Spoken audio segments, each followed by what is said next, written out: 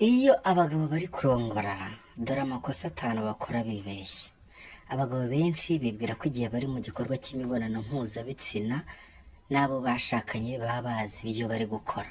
Ariko ukuri ni uko hari amakosa menshi cyane akorwa n'abagabo mu gihe hari igikorwa barimo cyo kurongora. Kandi ikibi kurushaho nababwira ni uko baba bayibwira ko bari kubikora neza, ariko byahe.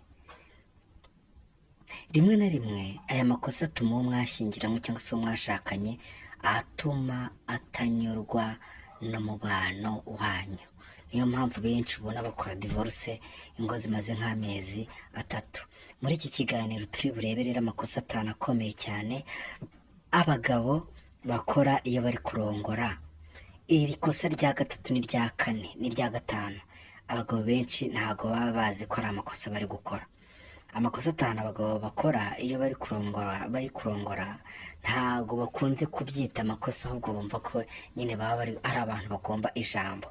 Ariko ngiye kubwira aya makosa 5. Ikosa rya mbere ni ukwiruka cyane cyangwa se gukorana kurongorana umuvuduko batitaye ku mugore, batitaye ko bari gukorana imibonano mpuzabitsina.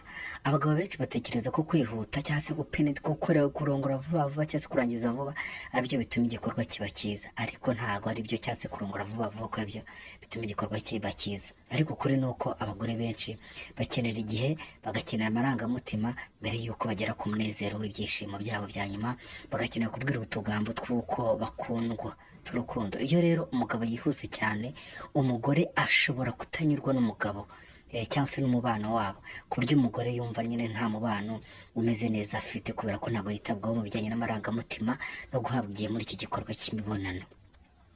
Ikintu cya kabiri cyangwa se ikosa rya kabiri abagabo bakora ni ukutavugana n'umugore we mu gihe mbere yo gukora imibonano, kwanza kubiganiro. Hari abagabo benshi bataganiriza abagore babo ku byifuzo byabo.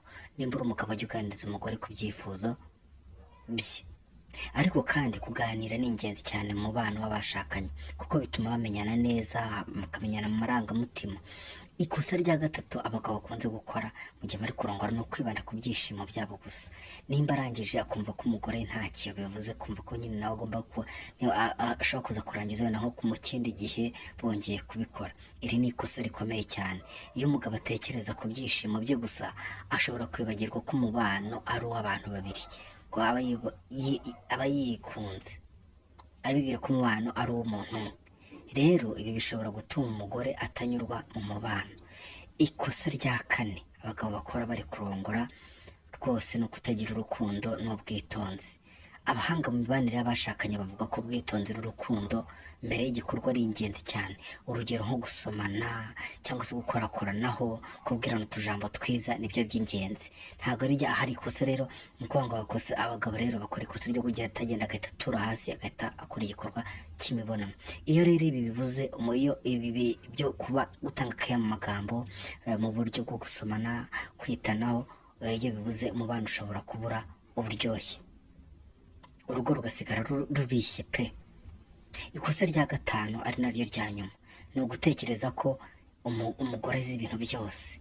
Noneho hari igihe n'umugabo ajya gukora ibintu, umugore nawe akavuga ati ibintu wabikuye, ntashaka mbega kwerekwa byose. Hari igihe umugore nawe akora ikosa tuzabona amakosa abagore bakora nabo mu gihe cy'imibonano. Hari igihe ushobora kuzana utuntu dushya umugore akabyanga, akanga kumukoraho. Gutekereza ko umugore azi ibintu byose ni amakosa.